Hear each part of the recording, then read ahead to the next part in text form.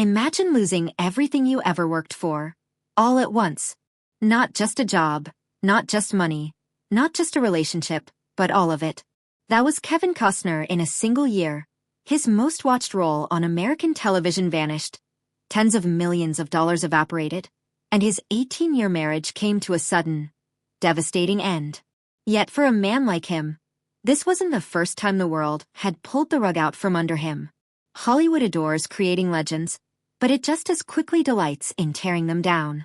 Kevin had won 2 Oscars, shattered box office records, and risked fortunes on stories nobody else dared touch. He was celebrated, ridiculed, forgotten, and then, at 65, he returned to become the most-watched actor on American television. But behind the accolades and headlines lay a cost nobody saw.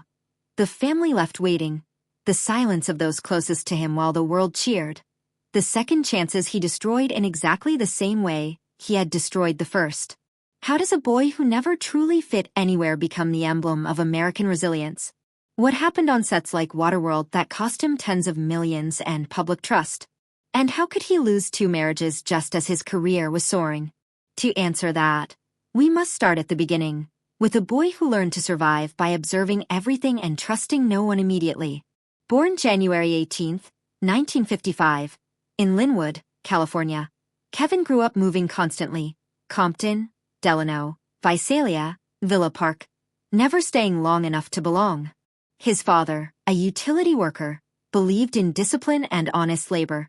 His mother worked tirelessly raising 3 boys. Kevin called it a loneliness only the new kid can know. The constant feeling of entering rooms already filled with invisible walls and settled hierarchies. Water and stories became his sanctuary.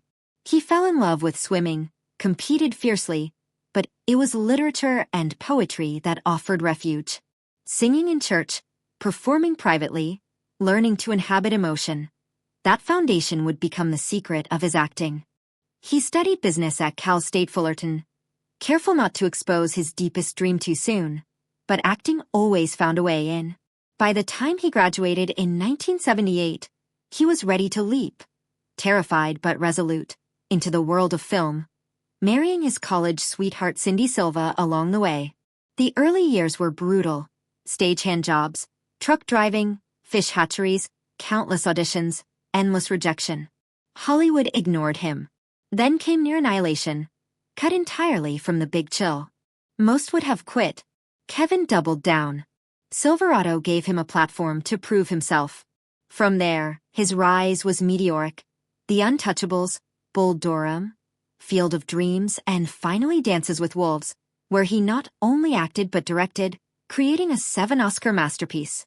But with triumph came sacrifice. Cindy watched him vanish into his work, and the marriage began to fray. Even after The Bodyguard and global stardom, Kevin's ambition never wavered. He poured $38 million of his own money into Waterworld, enduring storms, mechanical failures, and public mockery. Later, The Postman repeated the pattern: audacious, earnest, misunderstood. His personal life mirrored the chaos. First Cindy, then Christine Baumgartner. Both marriages eventually ending as he chased visions the world couldn't yet comprehend. Then came Yellowstone, the return few predicted. At 65, Kevin Costner became America's most-watched television actor, commanding audiences larger than studios had imagined.